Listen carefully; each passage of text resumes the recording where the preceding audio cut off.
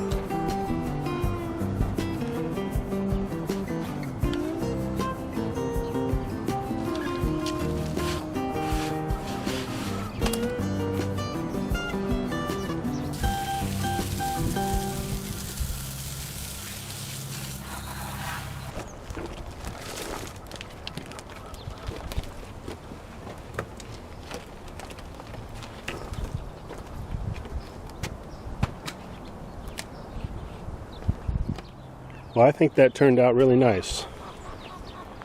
Raised up the containers so they're more at a comfortable height when harvesting the mint.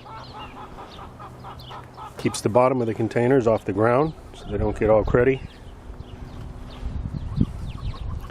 Now, if you notice with my mints here, there's no straw mulch on either one of these containers. And the reason for that is that after mulching with straw on this mint, and there's still straw here, but it immediately got thrashed up by wild birds came in, again trying to find any stray seeds that are in the straw, and they kicked a lot of it out of the container. And so I thought to myself, oh, maybe I should find a different solution for mulching these containers. And so I've come up with a really good one using a product that has multiple uses. So this here is an all-natural product known as dry stall, not to be confused with stall dry, which is different. This dry stall is pure pumice, and what pumice is a porous volcanic rock. And this stuff is safe for the garden. And commonly this stuff is used as part of a potting mixture if you're growing succulents or other potted plants that require good drainage. But you can also use this stuff as a mulch for your containers. This is going to accomplish a couple different things. So one thing you can accomplish using this as a mulch in your containers is that by building this up an inch or 2 on the top of the surface, it's going to help to create a skin layer, which is going to in turn keep the moisture into your pots.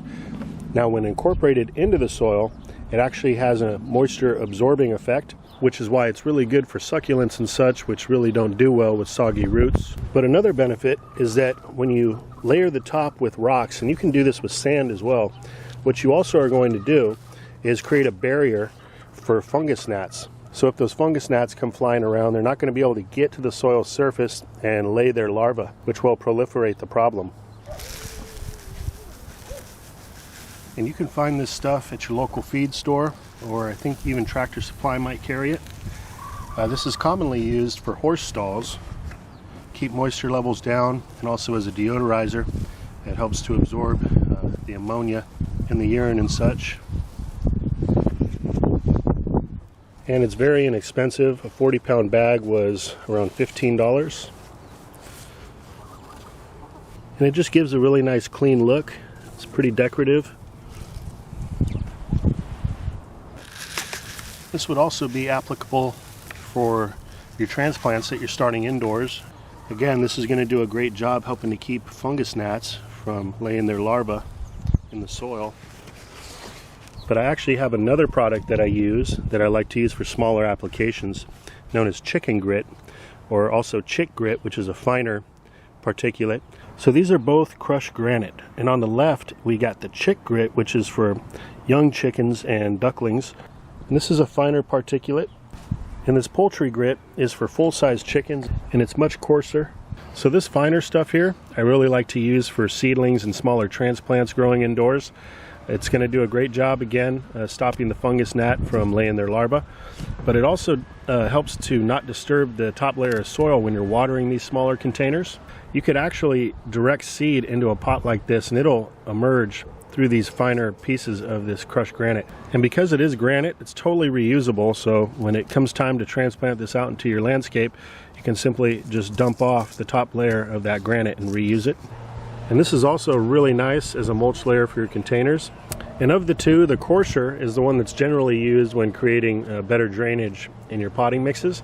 There's actually a mix you can find online called Gritty Mix, and that's a very popular one. I haven't yet put that one together. And the mixture, if I remember correctly, is some of this grit or this crushed granite along with perlite and then some pine bark shavings.